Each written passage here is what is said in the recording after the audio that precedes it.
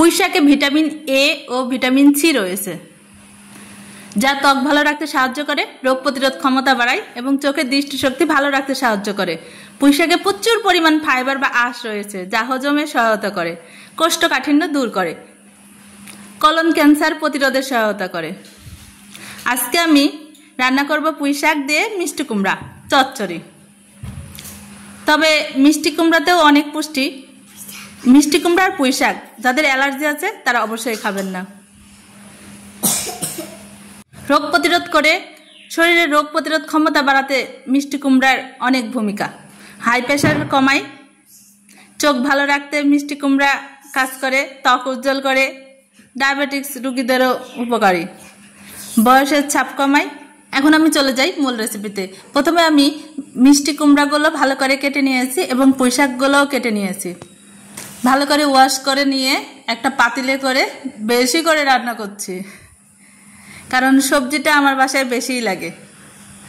আমি এখানে পেঁয়াজ কুচি, রসুন কুচি, কাঁচা মরিচ ফালি, হলুদ গুঁড়ো, মরিচ গুঁড়ো, ধনিয়ার গুঁড়ো, জিরার গুঁড়ো এবং সরিষার তেল, স্বাদমতো লবণ সবগুলো একসঙ্গে দিয়ে খুব ভালো করে মেখে নিচ্ছি।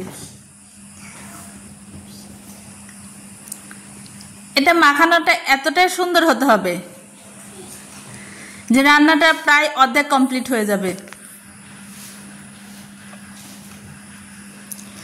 মাখানো কমপ্লিট। এখন আমি এখানে কিছুটা পানি অ্যাড করছি। হাতটা ধুয়ে পানি দিয়ে দিলাম, খুব সামান্য, কারণ পুঁই শাক থেকে কিন্তু পানি বের হবে। ঢাকনা দিয়ে চুলায় দিয়ে দিয়েছি। প্রায় 20 মিনিট পরে এসে দেখুন আমার সবজিটা কিন্তু প্রায় হওয়ার মধ্যে।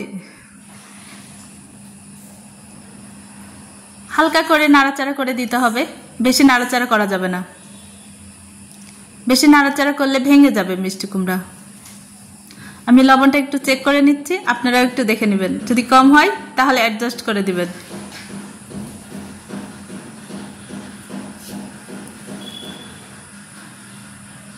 আমার কম হয়েছে, আমি লবণ আরেকটু দিয়ে দিলাম।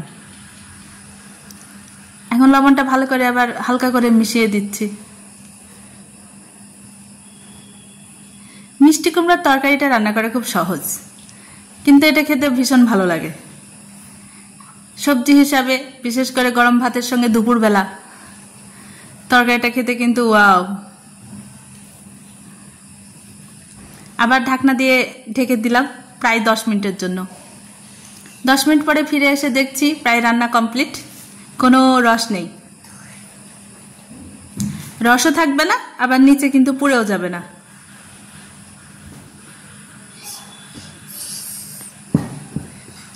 এই দেখুন আমার মিষ্টি কুমড়াগুলো গোটা গোটা আছে।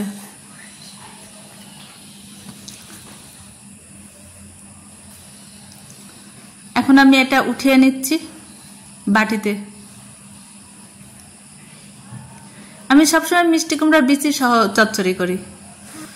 ওঠানো কমপ্লিট। এই দেখুন আমার শাক, মিষ্টি কুমড়া তরকারিটা কত ওয়াও লাগছে, সবটাই গোটা গোটা। তো ওকে, ভালো থাকবেন, দেখা হবে নতুন কোনো রেসিপি নিয়ে।